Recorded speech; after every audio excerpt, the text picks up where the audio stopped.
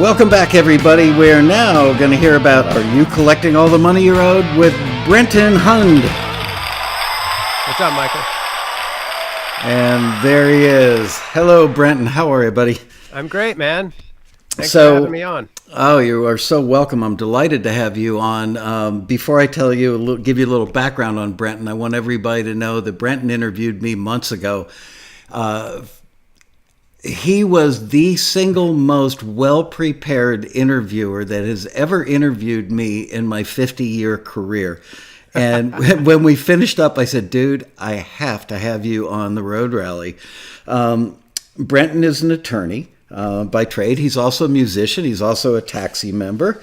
So he's all that stuff. And, you know, he's just perfect for this. Anyway, he is Assistant General Counsel of Music at WarnerMedia. He oversees the legal and business affairs issues related to music created and used by WarnerMedia worldwide, focusing on HBO, TNT, TBS, Turner Sports, CNN, HLN, Cartoon Network, Adult Swim, truTV, and a variety of foreign networks and digital platforms as well. And he's a songwriter and an artist himself, as I said. So seriously, if you don't have a notepad on your knee right now, go grab one. I live in a state of frustration. I feel like a dumb guy. I'm a high school graduate. I'm a college graduate. And there is so much that has changed on the landscape of how musicians get paid for what they do and the various things that they do. I can't understand it, let alone follow it anymore. And Brenton knows about this stuff. He knows about it from the corporate side, but I have a feeling he can explain it well. So just before we went live on the air, I said, so here's the deal, Brenton. I'm going to bring it, and hang in there, everybody. But we got Facebook, Pandora, Spotify, YouTube, TikTok, Instagram Stories, Apple Music, Tidal, Deezer, Play Music, Amazon Music, broadcast TV, cable TV, streaming channels like Netflix, CD Baby, TuneCore, Dashgo, DistroKid, Ditto, 1RPM, Sound Exchange, AdRev, Harry Fox, Copyright Collective, Songtrust, PROs as in BMI, ASCAP, SOCAN, PRS, and SACEM. We have composition royalties, performance royalties, sound recording royalties, on demand. You collect one way. If you're on a random playlist, you get paid another way. You have lyric distribution, neighboring rights. So, you know, basically it's like, isn't there just a one-stop for all collections, you know, for the DIY musician that does it all? Or do we have to understand all this stuff? Because I sure don't. Wow. Yeah. You mentioned that list, and it's like 75 items. And I know. Probably just, you know, that's probably like a 5-minute brainstorm. I mean, I'm sure there's a lot more. Yeah, right. This is not exhaustive by any means. Yeah. I mean, look, the bottom line is, and you wouldn't have a panel on this, interview on this, if it wasn't just entirely, totally confusing. I spent a decade as a performing artist, and I, you know, am pretty good with research and that kind of thing, and trying to understand the ins and outs of it from an artist. And then I spent 3 years in law school, and then worked at a large firm, really focusing on music-related kinds of issues. And then now I've been at WarnerMedia Turner. It was Turner first, and then now WarnerMedia for over a decade. So literally doing that for the majority of my life. And wow. You know, I don't even have, you know, a total handle on all of the nuances of everything. So that's just a preamble to say that it's a very challenging area. But I think hopefully I can give, you know, listeners a few practical takeaways and maybe some fundamentals to help build a structure that we can try to relate all of these different things into buckets of things so that it makes it a little bit easier to understand. Okay. So starting there, what I want to do is I want to not bury the lead. I'll give you sort of what I think my practical solution is, like the answer. A lot of times when I write an email, I reread my stuff, and at the very end of the email was the answer that I rambled to get to, and I realized, if I just put the last thing first, then it reads really, really well. So there's a writing tip. But so what I'm going to do is take the last thing here and put it first. I'm going to do just what I said. I'm going to give you the simplest what I think is the practical takeaway from this, and then we'll reference that. I'm going to call this the core four. Okay. And this is the four types of entities that I think as a DIY musician that you should affiliate with or register with. Number one is a distributor or an aggregator. Sometimes they're called aggregators, and that's, there's tons of them. Like CD Baby and TuneCore are popular ones that people know about, but there's a lot of them. They distribute your music to all of the digital platforms. Yes. We can talk about physical a little bit sort of separately. LPs are cool and CDs, I guess. I heard somebody say they're doing cassette tapes again. I thought we were done with that, and when I was 14. But so distributor, that's number one. Number two is public performance organization. In the U.S., this is ASCAP, BMI, CSAC. Now we've got GMR, and there's a couple of others. As a side note, the reason there are so many in the U.S. is because under U.S. copyright law, they're required to be non-exclusive entities. And most other countries around the world, there's only one performing rights organization. Like in the UK, it's PRS. They do basically the same thing. Now, the laws are a little bit different in every territory, so you start getting into deep waters when you go into many different territories. But that's only to say that the U.S. is very different from most other jurisdictions in this regard. But in any event, in the U.S., you just want to pick one. And I believe GMR is invitation only. So, you've got ASCAP, BMI, CSAC. You can kind of look up reviews on whether you think one's better than the other. You just need to affiliate with one. ASCAP and BMI together have somewhere around 90 or 85% of the market share. That's sort of maybe in dispute. GMR and CSAC may dispute that. So maybe it's the majority. So maybe pick one of those. So that's the second thing. So you got distribution, you got affiliate with a PRO. You want to affiliate with a publishing administrator. Okay, and this is going to be a group of entities. And the difference between a publisher and a publishing administrator is that a publisher, in a traditional publishing deal, I do a deal with a publisher and I give up my copyright in return for advances and royalties and all of the things that a publisher provides, including, a real full-scale publisher will collect on all of the publishing income that you would need. So that's really a full-service stop. If you don't have a full publisher, a publishing administrator just administers all of this on your behalf, but does not take ownership in your copyright. So they just get a percentage, like 10 or 15% for doing the admin work? They do all the admin work and take a percentage, exactly. Okay.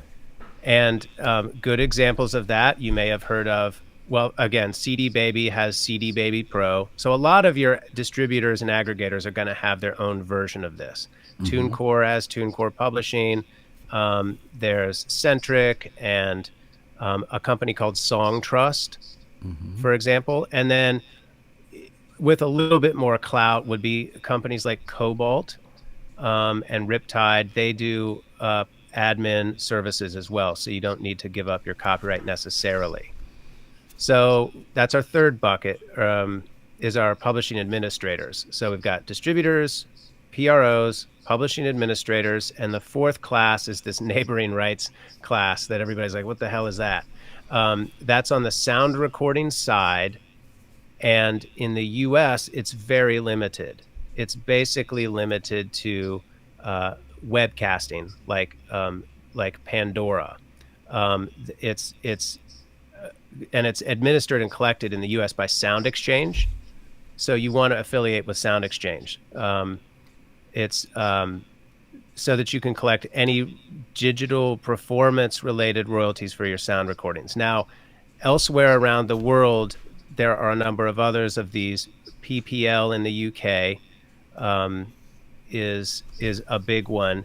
And we can touch on this a little bit. I'll touch on a little bit on this now, but there's a lot more neighboring rights income to be earned elsewhere in the world because other countries pay out on all kinds of digital public performances, not just one little sliver, like non-interactive streaming, like internet radio.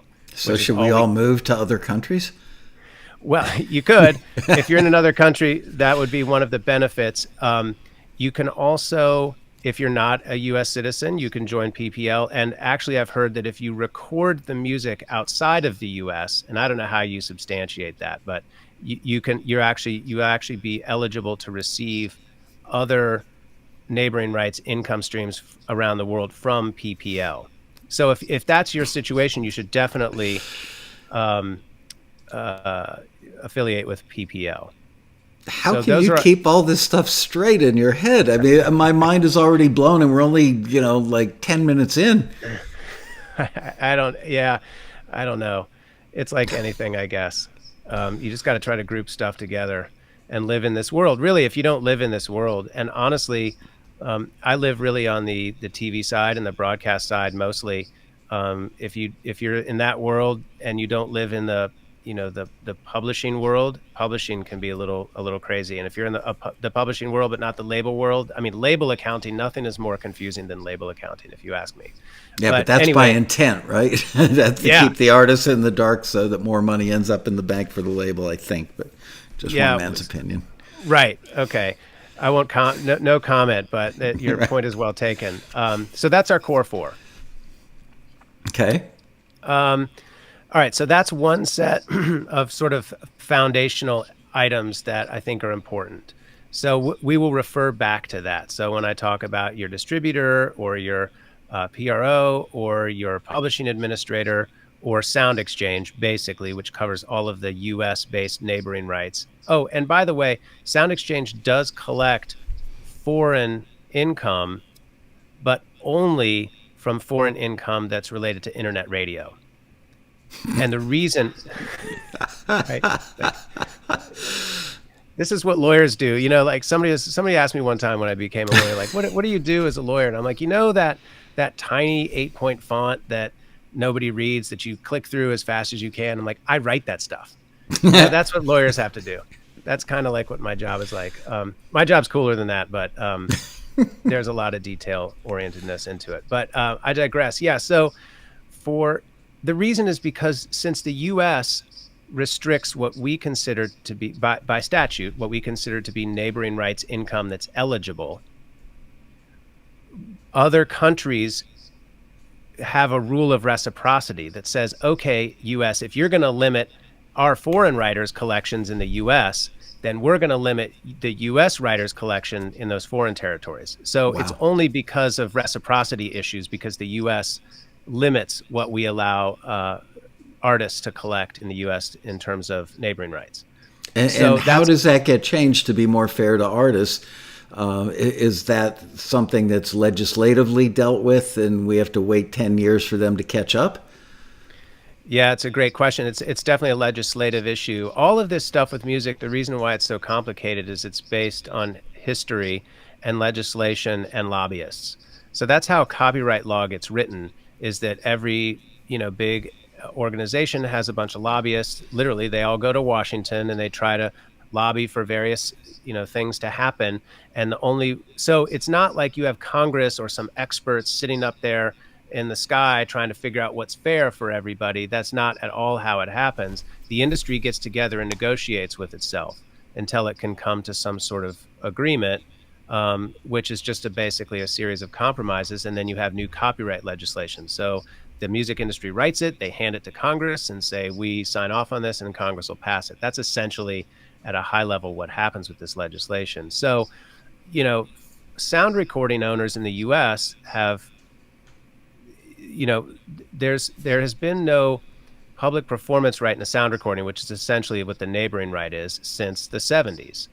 And the reason is because, or maybe it goes back earlier than that, one of the arguments was the radio stations said, we can't, our business model, when the sound recording copyright came into effect in 1972, it hadn't existed before under US law. And radio stations had already been in existence for like decades and decades. And so you're going to come to the radio station model with a bunch of sound recording entities and say, okay, we want you to now pay us the same as you're paying all of the publishers or the performing rights organizations. And the radio stations were like, no, we'll all go out of business. And furthermore, everybody knows that if we're spinning a song on radio, it just pushes records and CDs off the shelves. And that just makes tons and tons and tons of money for the record label, which translates to money for the artist. So it wasn't ever really a problem until, the digital age, when that old legacy model of selling records in stores sort of ended, and we got into the, file sharing and piracy and then streaming and all that. So it's been an uphill battle since then in the US for sound recording owners to get a bigger share of some of these income streams. But it's all based on history, and the legislation that was passed that led to it was based on a bunch of compromises from decades and decades ago. So at any rate, it's historical. Okay, so it's historical, but not hysterical. I just want to say that. yeah, yes, a good point. All right, so let me talk for a second about copyright and where this stuff comes from, and I'll be brief on this, but I think it's important foundationally just to sort of understand, also to be able to bucket these income streams into classes, I think is helpful, because you can take a list of 75 things, bucket them all together, and all of a sudden you only have 4 or 5 buckets. It makes it a lot easier to figure out. So the Copyright Act is where all of this, where all of the rights and owners' rights come from in the U.S. And the Copyright Act is legislation. It's Title 17 of the U.S. Code, which means if you just look up Title 17 on the internet, that's the Copyright Act. Okay. And it's usually written USC Title 17 or 17 USC. It just means U.S. Code. And then it's got a bunch of sections. Section 101 is the definitions, and on and on and on. I want to talk about 3 sections in particular that are relevant, and we'll reference back to those. Section 106 is the section of the Copyright Act that grants exclusive rights to owners of copyrights. Okay, so that's the whole ball game right there. So the Copyright Act starts with everything, and then it starts excluding where there are exclusions needed. And we'll go into what that means. So Section 106, the exclusive rights, it grants for a copyright holder. And of course, I know a lot of your members will know that there's 2 copyrights in music. I always say that's what makes it really confusing. And really unusual. You've got a copyright in the composition, which is like the words in music, and a copyright in the sound recording, which is the pieces of metal affixed to a tape in the old days, or your digital zeros and ones now that are created. Usually the composition is a copyright held by a publisher, and the sound recording is a copyright usually held often by a label or an individual if they're not affiliated. So, and again, before I get into the exclusive rights, so what makes this weird, if you think of this from a licensee perspective, like a television company, if we're trying to license rights to songs, we have to go out and, I always say, license on both sides of the street. You've got the composition side, you've got the sound recording side. It would be like if you were going to go lease a car, and one entity owned the outside of the car and another entity owned the inside, and you had to negotiate with them totally separately. It would be ridiculous.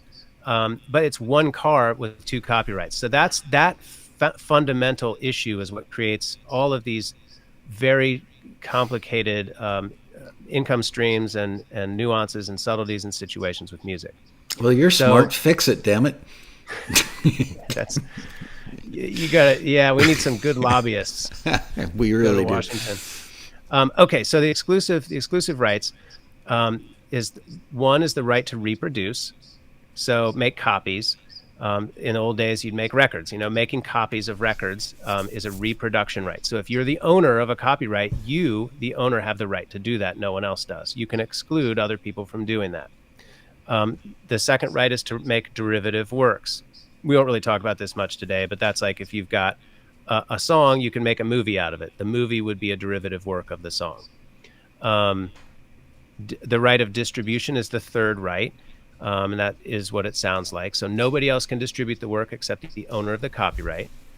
Public performance is the fourth right. We'll talk a lot about this. Public performance is your PROs. That's your ASCAP, BMI, CSACs of the world, who collect on a blanket basis money from people who are publicly performing your works, anywhere from bar owners up to television station, anywhere there's a public performance of your work, that's something that you as the copyright holder can control.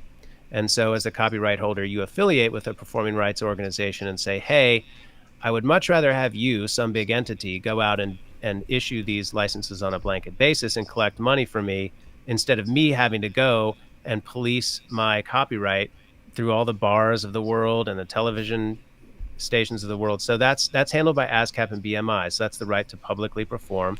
The fifth right is the right to publicly display, which we won't talk about much today. And the sixth right, which came much later, 80s or 90s, was the right to transmit digitally. And that's essentially that little sliver of a portion of, for sound recording folks, a public performance right. That's really where a sound exchange comes in. So, okay, so those are your exclusive rights. That's all the things you can do as a copyright owner and other people cannot do. So then the way that Copyright Act is set up is then sections 107 through 122, which follow. And we're going to talk about 114 and 115. You've probably heard about section 115, compulsory mechanical license, and you may have heard about section 114, which is compulsory licenses for digital transmissions. Section 107 through 122, which follow 106, are limitations. So first you start with everything that you have, and then you start with the limitations. The good Lord giveth, and the good Lord taketh away. You got it. That's exactly right. So 115, which a lot of folks are maybe more familiar with, which is a compulsory license for mechanicals.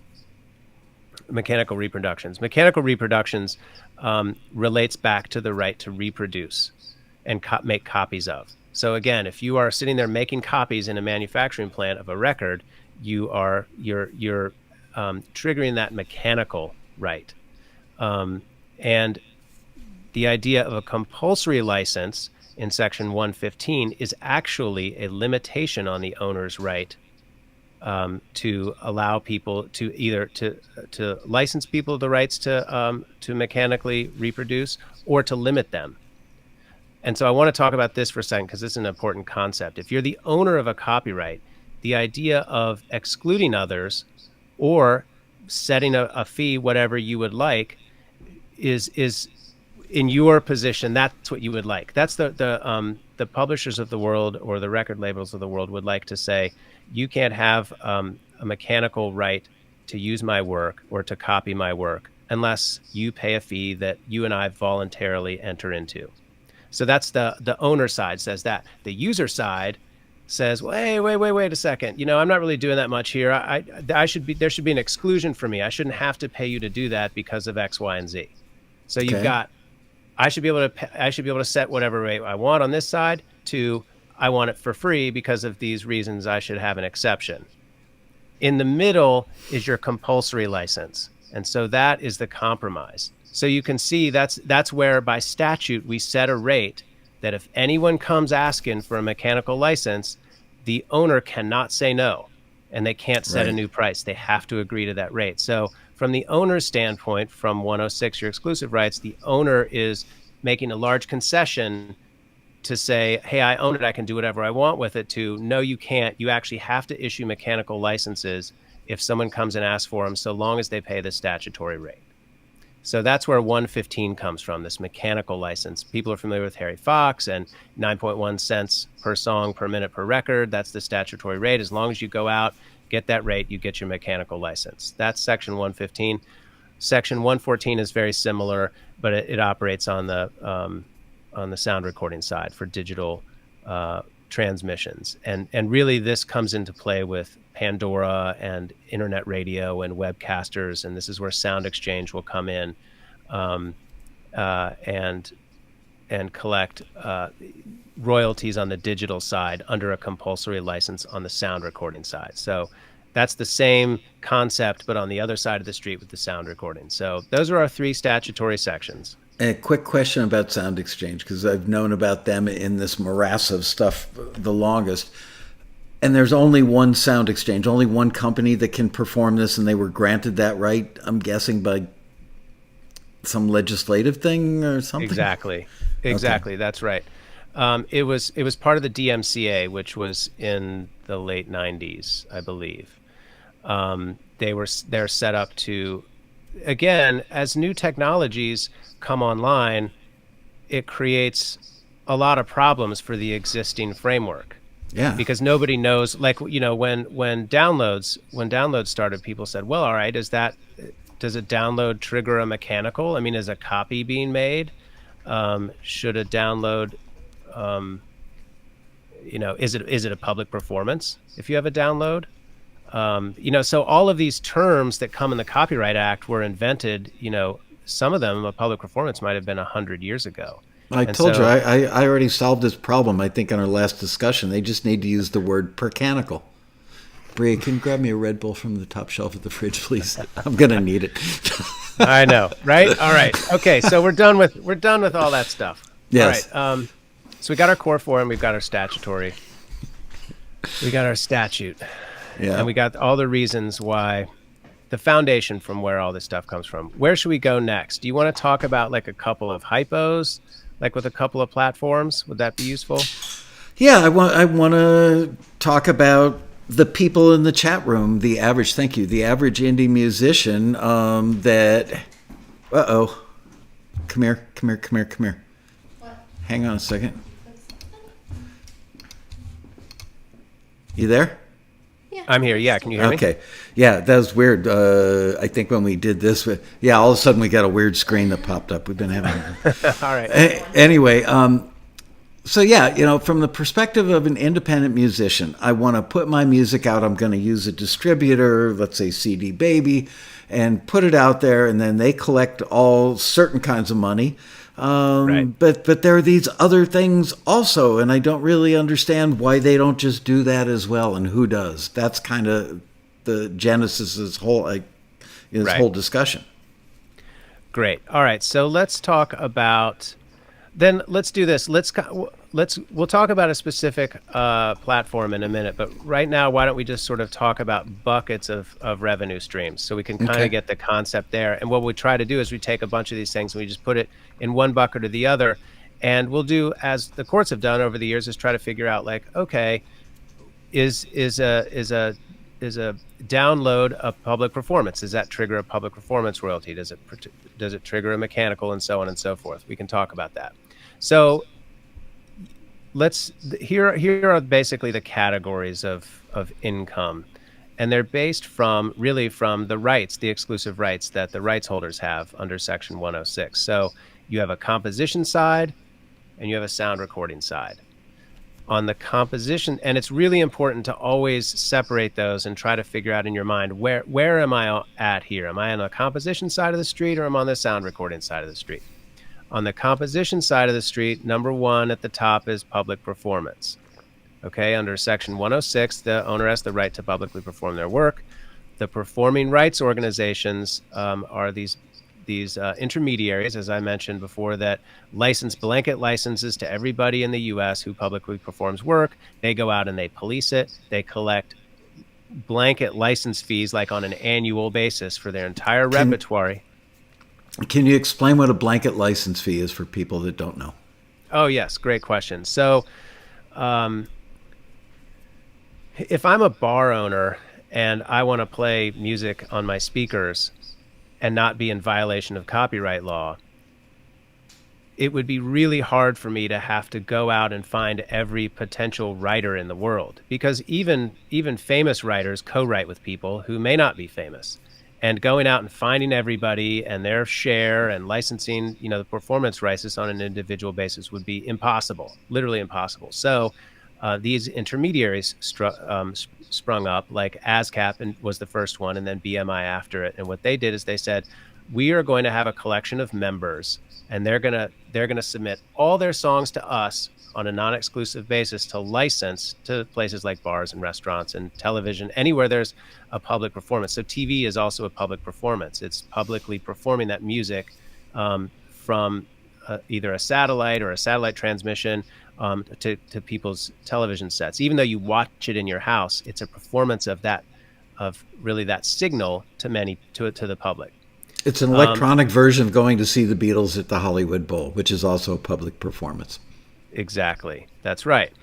Yeah, bars and restaurants, anywhere there's live music, they all have to have a public performance license. So what they do is ASCAP comes to them, or they go to ASCAP and say, look, I don't want any trouble. I just want to pay a flat fee for the whole year and be able to play whatever I want and not be in trouble for infringement of public performance rights. And so that's called a blanket basis. In other words, instead of paying on a per performance basis, you just pay X dollars. Usually it's based on a lot of times it might be based on a percentage of revenue. I mean, how these deals are structured between the PROs of the world and the exhibitors can be structured, widely, and it's subject to lots of litigation and so on and so forth. But basically a large sum, and in some cases an eye-poppingly large sum of money, like a pile of money, goes over to the PRO, and then the PRO's job is to figure out how to distribute that then. And so That there's must all be these fun. Yeah. yeah. It's again, they're up against the same thing as the bar owner would be, having to know who all the writers are. The PROs have to figure that out.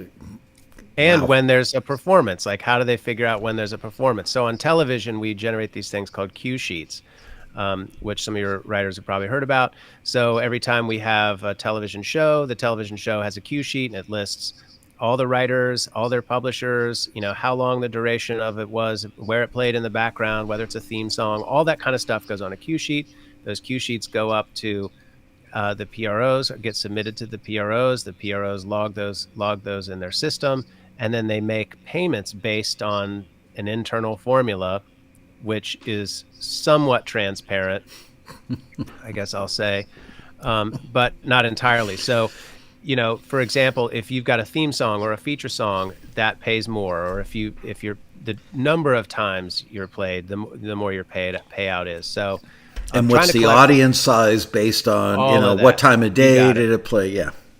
So that's public performance. And that's a whole game in and of itself. And if you're talking about, radio, airplay, so FM radio, which isn't what it used to be, but, that could generate tons of public performance royalties for, again, we're only on the composition side here, so it's only publishers and writers. And by contract with the PRO, those royalties are split half to the publisher and half to the writer. And they call that the publisher share and the writer's share. And because in the music business we're bad at math, we do things like saying, okay, it's 100% of the publisher's share, which is actually 50% of the whole thing. And 100% of the writer's share is only 50% of the whole thing. So if you've got, two writers and two publishers, and one writer's at 20% and the other, all of a sudden you get these really wacky, I've got 20% of the writer's share, then you got to, take that in half to understand of what it might be of the whole, and try to figure out, okay, is the PRO really splitting this correctly, and so on and so forth. But yes, that's what the PRO does, is figure out who gets paid and how much, and so on and so forth. Okay.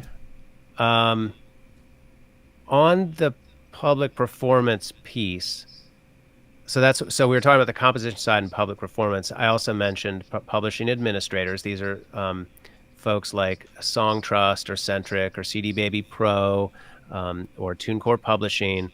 There are a number of entities that will make it easier for you to deal with the registrations of your songs. So the problem with the PRO system is, as a writer, you've got to be constantly registering all your songs. You've got to, and you can do that if you're a BMI. For example, I'm a BMI member, and I can go up and register my songs. And so you go online and you fill out some paper, a template or whatever. But you're publishing it. So like, let's say you're a CD Baby. If you were to go CD Baby Pro, you have to enter all that information about your song anyway to get it distributed. Then CD Baby Pro does all the registrations automatically for you.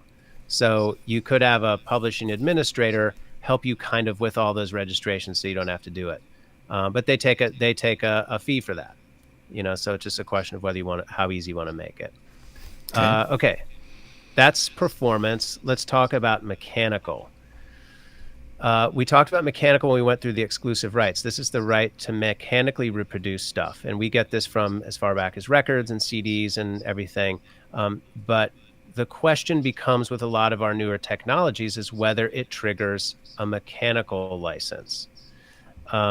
Mechanical licenses are collected by publishers. So, if you have an old-fashioned publisher deal, they're affiliated with various entities that collect on mechanicals, and they then in turn pay you their songwriter. And there are mechanical organizations that also collect these. Really, there are a number of different organizations, and just because they're competitors of each other, they're all, I lump them all into one group. Mechanical rights organizations, you could call them. Harry Fox is one. Music Reports is a competitor of Harry Fox. They go out and try to get a database and figure out if mechanicals are generated. But you can also get entities to help you collect mechanicals. Again, it's some of these same players we've been talking about: CD Baby Pro, TuneCore Publishing, Centric, Song Trust. You can also get a publishing administrator like Cobalt, some bigger publishers, without giving your copyright, to administer and collect your mechanicals for you. And, the question becomes on some of these platforms and litigation over the years as to whether a mechanical is triggered. For a download, the answer was yes. It's basically, ultimately they said, hey, it's really no different than a record, a physical record. You're creating a copy. It goes from the cloud, downloaded to my machine, and a copy is made. Literally, a copy is made. And so that copy triggers a mechanical. And that was the argument with the technology, and that's how it was finally settled. So right, it's an electronic copy instead of stamping out a piece of vinyl, but it serves the same exact purpose. You got it. Yeah. So then the question is, well, what about streaming? What about a digital stream? Is there a copy there? And the answer, sort of on the internet, is there's like always 1,000 buffer copies to enable the internet to work. So there's always thousands and thousands of copies made. Ultimately, after litigation, the answer became yes, but they call it a streaming mechanical. And we get sort of nuances and different ways to slice the pie and whatnot, but it ultimately boils down to it's still a mechanical. So on the composition side, the two types we've talked about, and the really most important for us, are performance and mechanical. That's basically it. Most types of income streams fall into one of those two categories on the songwriting or composition side. On the sound recording side, it's mostly related to either a master license or income, just revenue generated from a sale. So and that's usually traditionally been a record label that it administers and collects, administers those licenses and collects those royalties, and then pays the artist. But with the advent of streaming and the ability for a DIY artist to get their music up online, a bunch of these independent or aggregator label-like services like CD Baby and TuneCore, and basically all of these services are just subsidiaries of majors.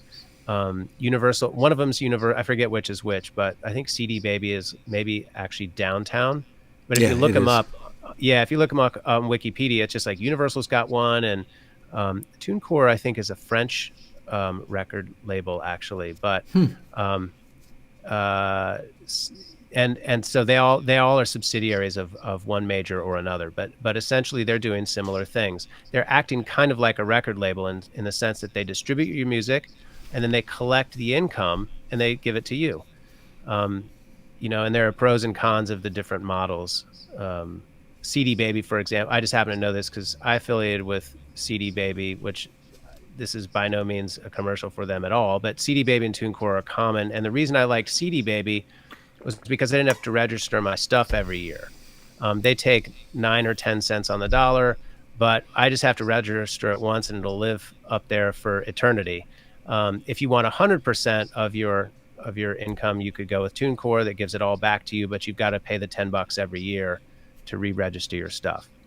Those are just a couple of things that I knew just having looked into it once for myself. I'm sure there are tons of other cool options. A short addendum to that is Ari Herstand from Ari's Take did what I think is probably the best analysis that's out there on the internet, comparing it's not exhaustive because so many new things pop up all the time. Yeah. But, it was like a year old, and it had maybe 20 of them on there, and it explained the pros and cons. And just so everybody knows, there wasn't anybody who had all pros with no cons.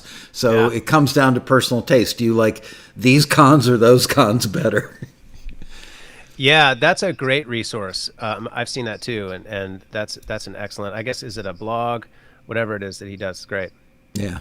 Yeah, I don't remember where. I just remember seeing it and going, okay, this is the best comparative analysis I've seen from somebody who lays it out pretty intelligently. Yeah, and by the way, there's FAQs and help sections on like CD Baby and TuneCore and Song Trust. A lot of these organizations have a lot of really useful information that's bite-sized, that you can, and if you even just Google a question, if you see one of those kind of things come up, usually the answers are really good and really helpful.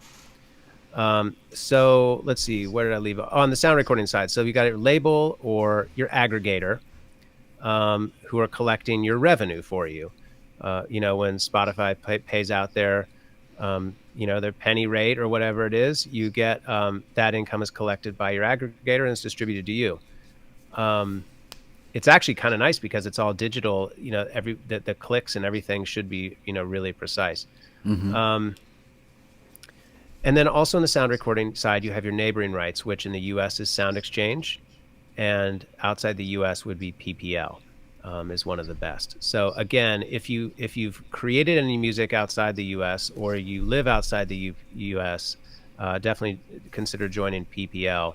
A lot of potential revenue on the neighboring rights side, which again is it's I don't know. They say it because it sits next to, it's like a neighbor to the public performance of the composition. It's basically the public performance of the sound recording. Any idea what the acronym PPL stands for? Yeah, let's see. Phono, something Phonogram Limited, People's Phone. I don't know, something like that. You can Google it. All right. Someone will tell us in the chat. No, they won't. They're sitting there going, "Oh my God, my mind is blown." I'm so impressed that you get all this stuff. Wow. Well, thank you. You're very complimentary. That's nice of you to say.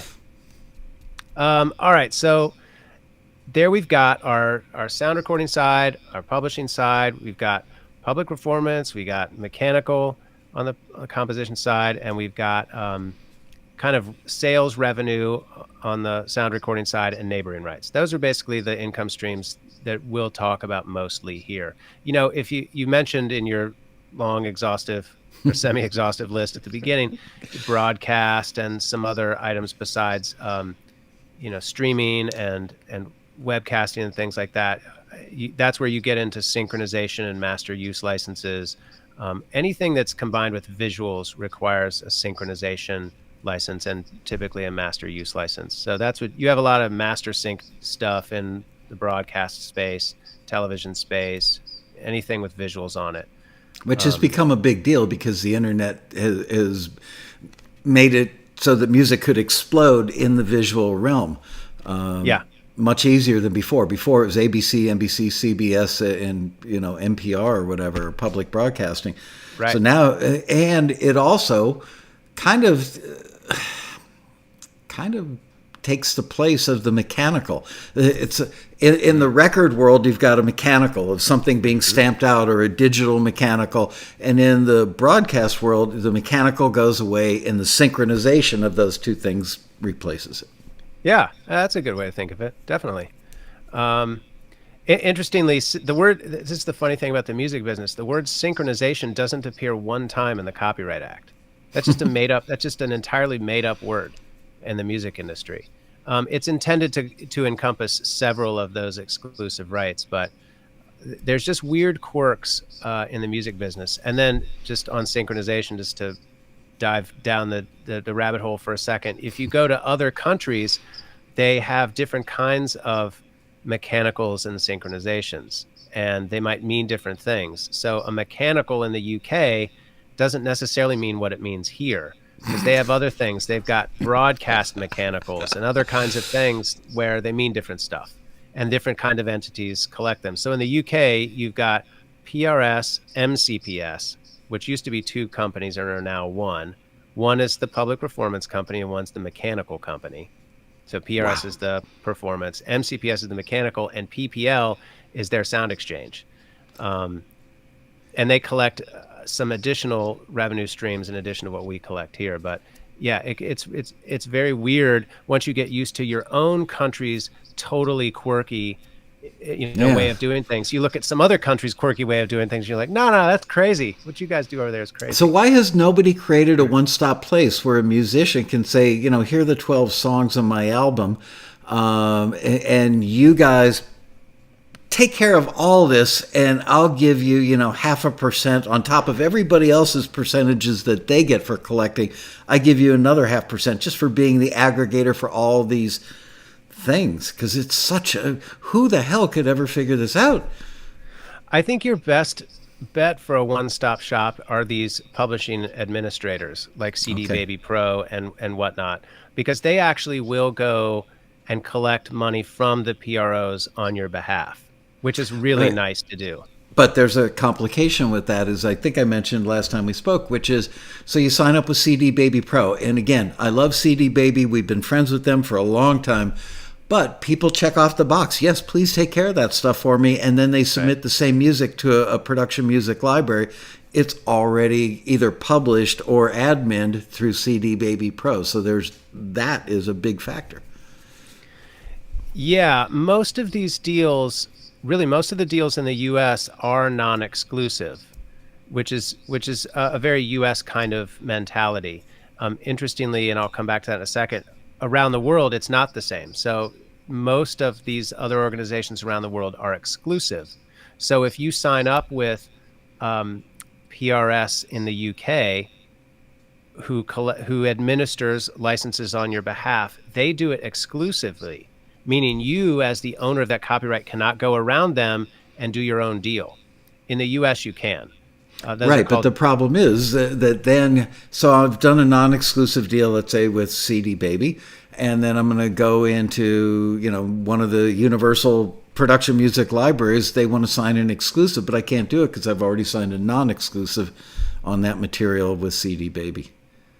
yeah, I would think that you could go into the terms of service at CD Baby and just cancel your non-exclusive. But it's a good point. It's a hassle, right? Because that's exactly Yeah, right. So the library, the production music library, wants you on may want you on an exclusive basis.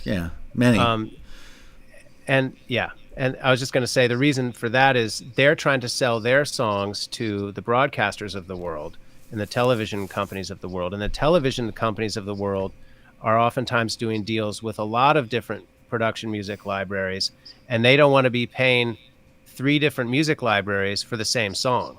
Right.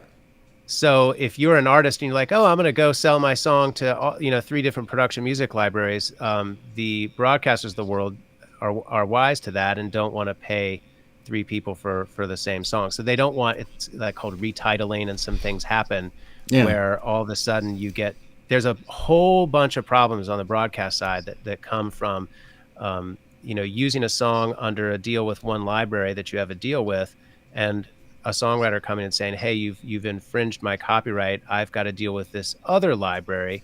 And then the broadcaster says, no, we've put it through the fingerprinting, it's the same song, it was just retitled in this library that we do have a deal with.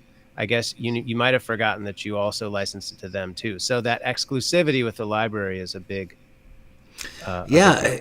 And so let's say you go back to CD Baby or whoever is doing that job for you, and you say, I'd like to get out of this deal because I want to sign with an exclusive production music library. So the minute you back out of that deal, then you've also lost the fact that they're doing all those other things for you, and you're back to square one. Yeah, and maybe there's a service, of course, a bigger publisher or a bigger admin, if you've got a person on the other side, might be able to do a custom deal, or possibly there's a service that would help you or would exclude it, or you could have a going forward catalog with the production music library and a going backwards catalog with CD Baby. But yeah, I Right. mean, yeah, it's a mess. It is. And that's why you're here, my friend. Yes, right. Got to keep ourselves needed Yes. in the business. Let's see. I don't know. So where were we? We're talking about production music libraries.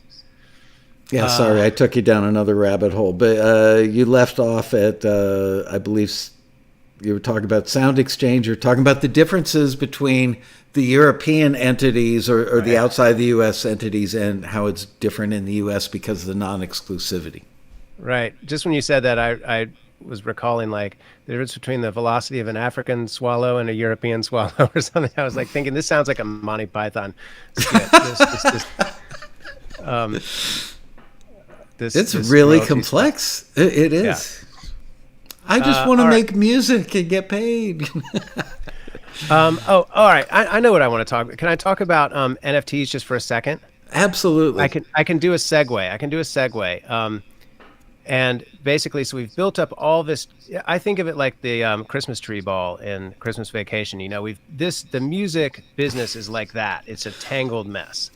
Um, and and just for fun, I want to kind of do a thought experiment with the NFTs here that just takes all of that Yeah. and squashes it and obliterates it into nothing, and it becomes very, very, very simple. It's really, really interesting. All right. I've been big time into it recently over the last really number of weeks. Um, some of the listeners might have heard NFTs made a big splash earlier. Let me take a quick poll. How many people in the chat room have heard of an NFT, a non-fungible token? Type in a +1. I got an OMG NFT. That's good. I like that.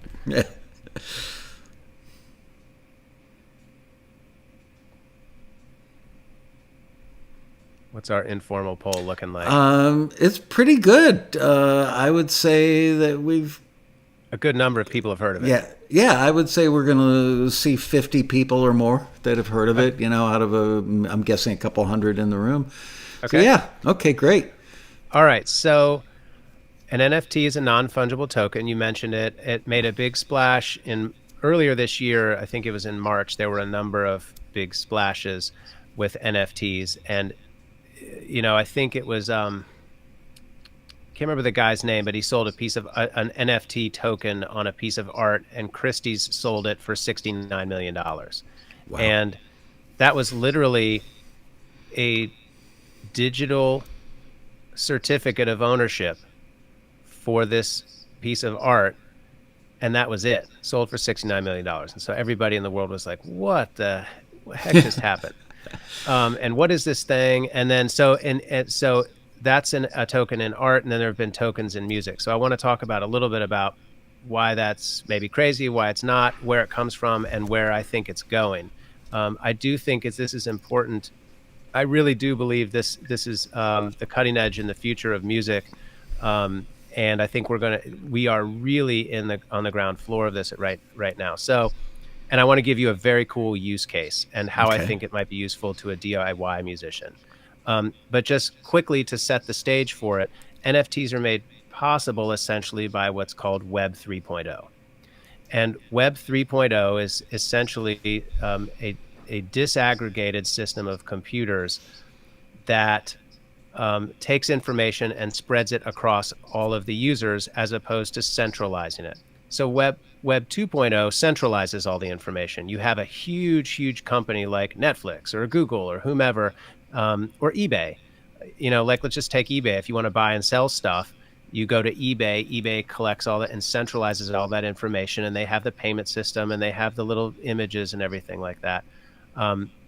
But what it does is it creates this centralized system.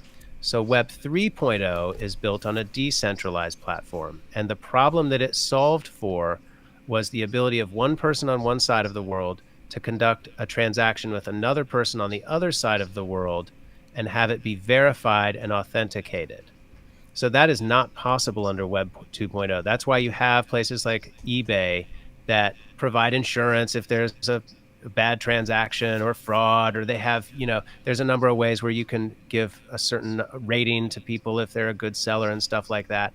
You're not able to conduct a transaction really under Web 2.0 and feel like you're going to get what you get. Under Web 3.0, which creates this disaggregated system, it's possible. And out of Web 3.0, the blockchain was formed.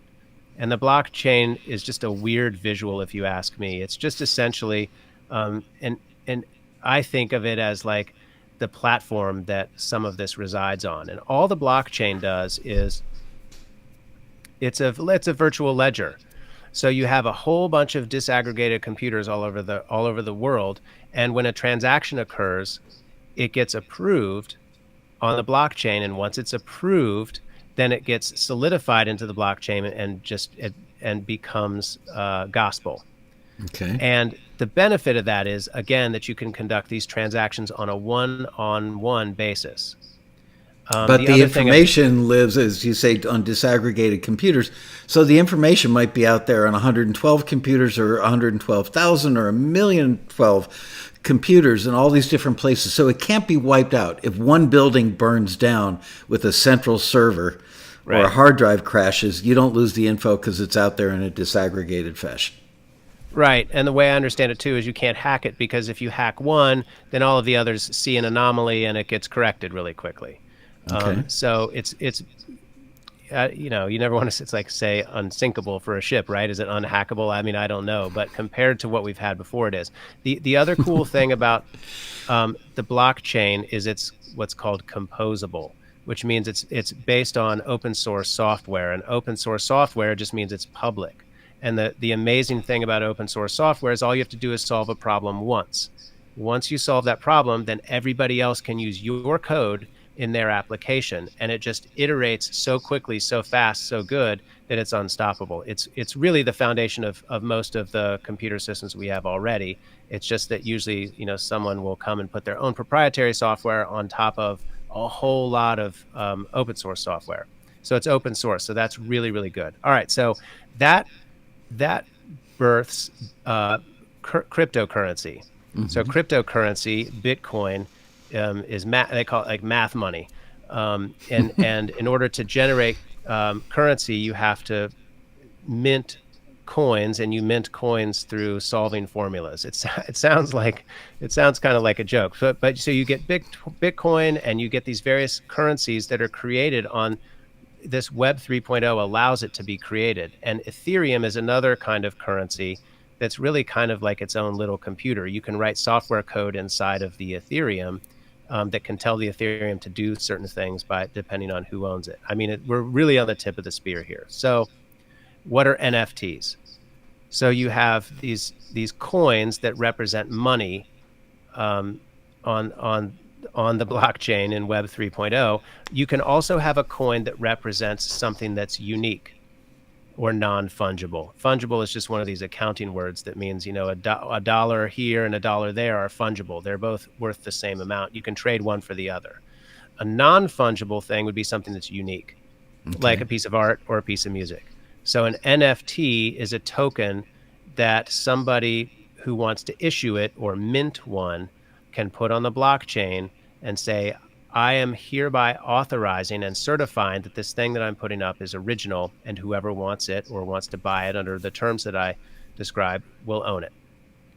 And that's, you know, then you have born this thing about, I think there were a couple of bands that put out a record by NFT, and then there was Justin Blau is a dance electronic DJ, and he put out a record and a bunch of tracks in March and made like $12 million in putting NFTs out of his music. Now, he had, I think, a pretty big following, social following on Twitter and other things like that.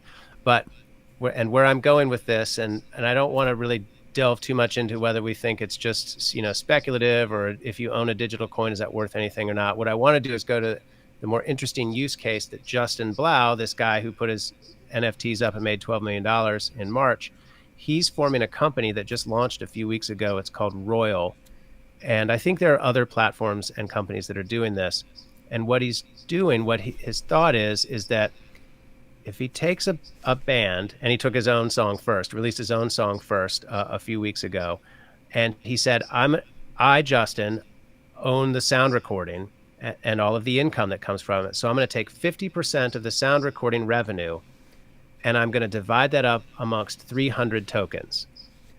And each one of those tokens not only is a digital certificate of ownership of 1/300th, you know, of my song in that space, but it's also a right to receive that income stream.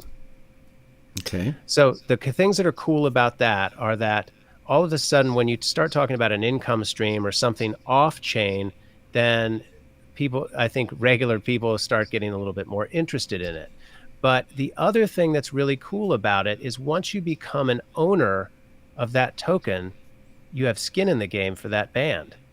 And you better believe that someone who's got skin in the game, I mean, fans already want to talk about how cool their band is, but if they have some skin in the game, they definitely are want to. So, I mean, imagine if you've got an album coming out, and you want to raise money, or you want to go record an album. One thing you could do is say, all right, I'm going to mint 500 tokens or 300 tokens or however many you want.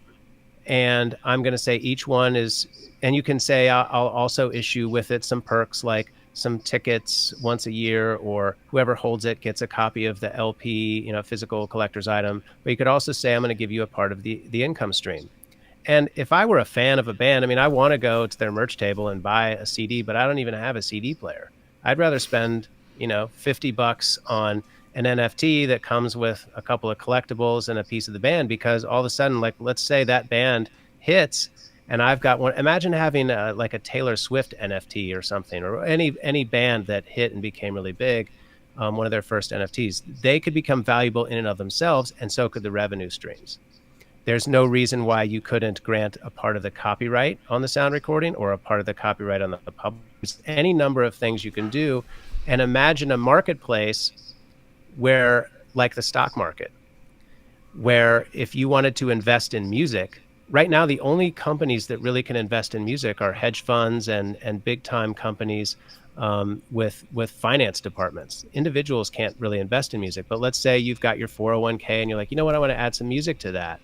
You could have, it would not be a far stretch of the imagination whatsoever to take a company that says they're going to buy tokens of music that they think is in whatever asset class. You could have speculative ones, you could have the old true blue, just like you do with stocks, and you could create mutual funds out of this stuff and invest in those through NFTs. And the great thing about the NFT for the DIY artist is there's no intermediary.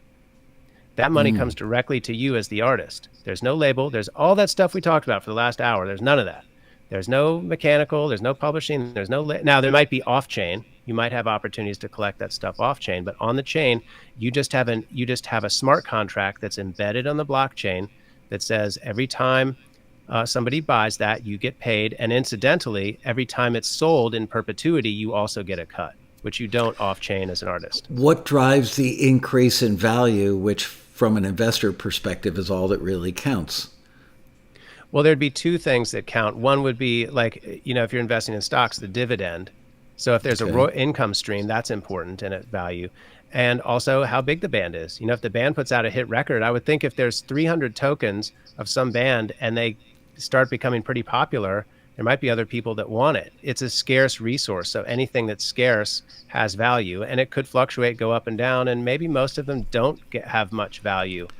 But scarcity brings value, and authenticity brings value. That's what the blockchain gives.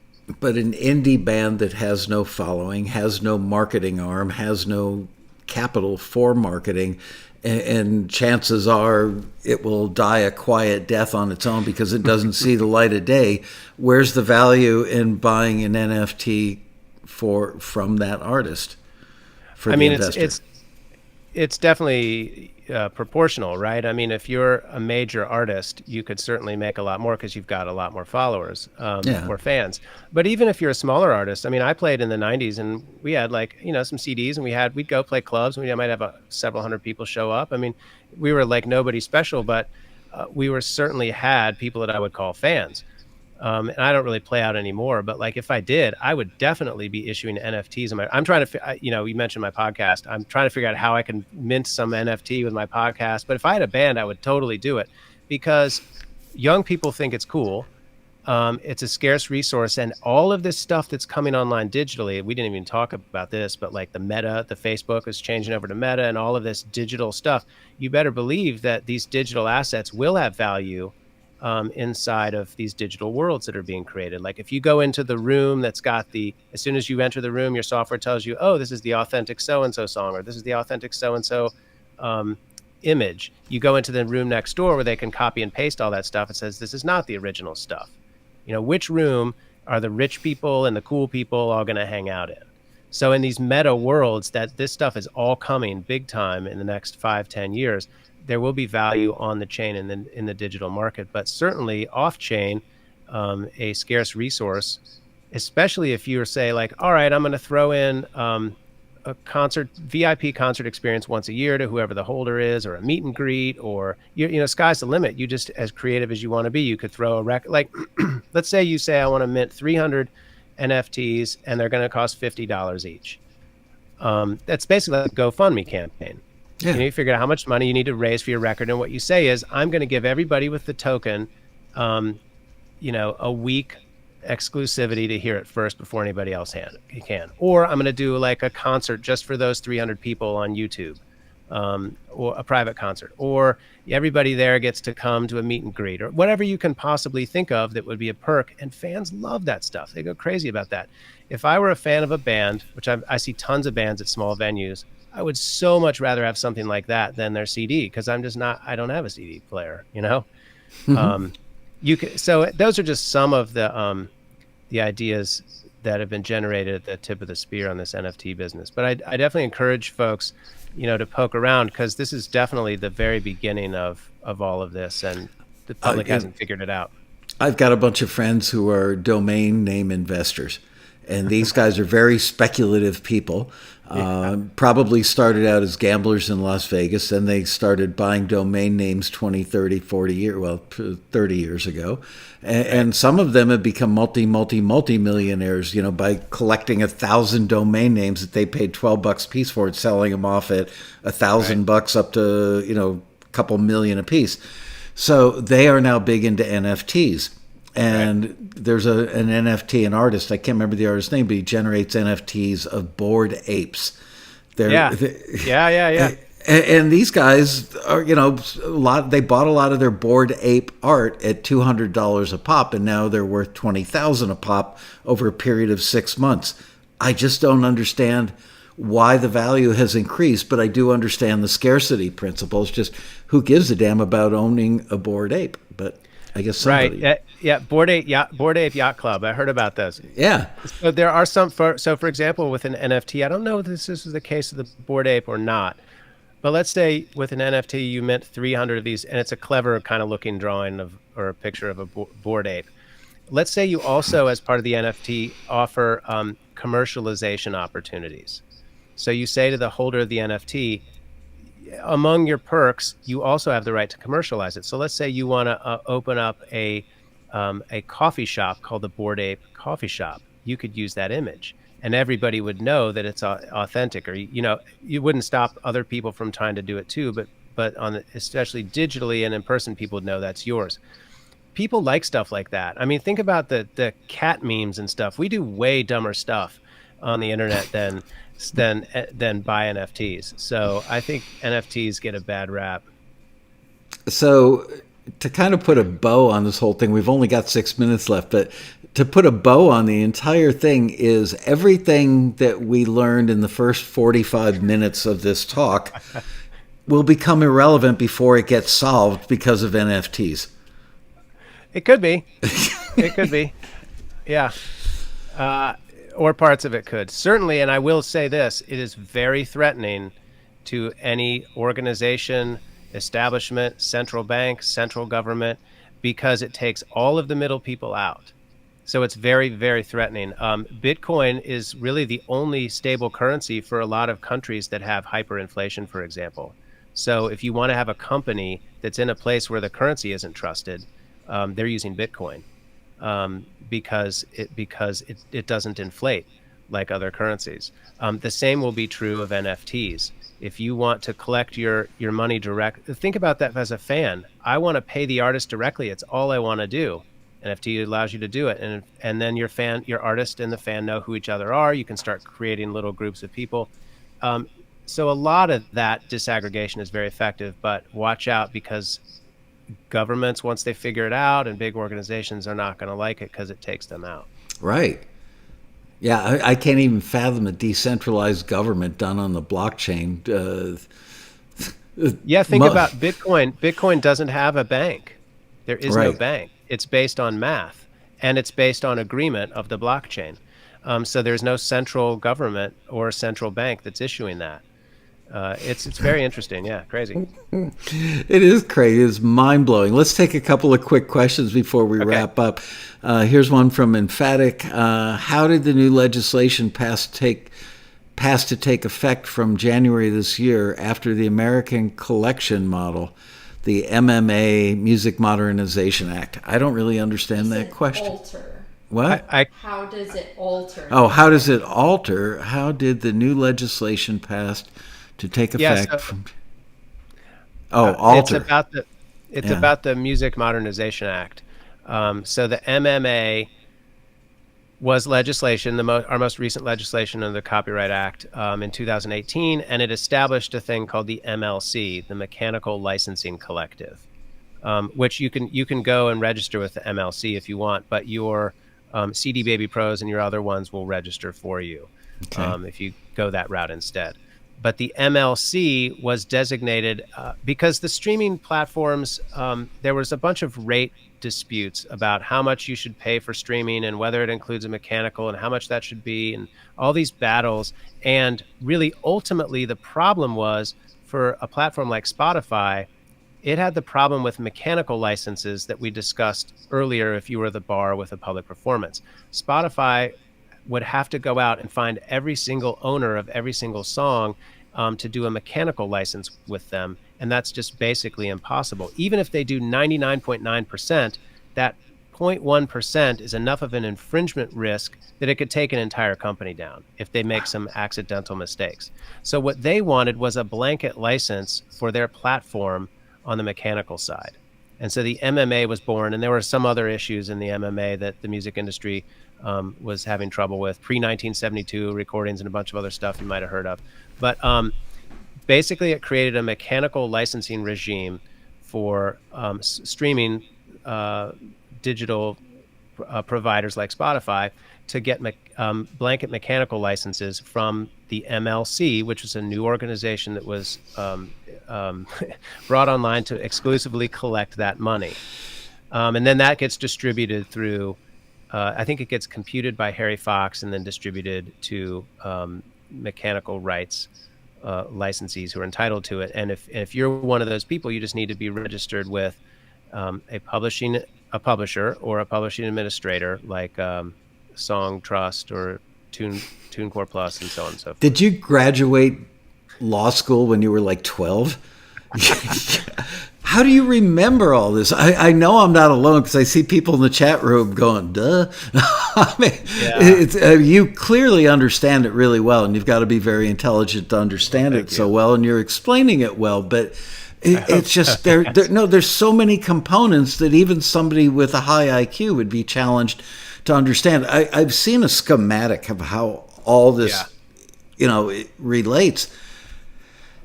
I couldn't understand the schematic. I've talked to other people in the industry that are in charge of collecting some of this money, working for some of these companies. They can talk about what their company does. They can't explain the macro version of it.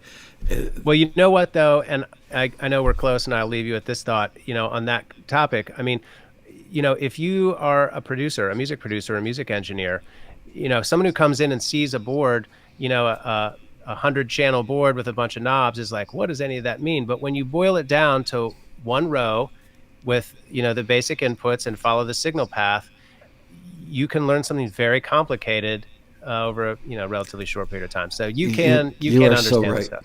Yeah, you're so right. I always tell people a recording console is volume in. Where does the volume, or where does the music go?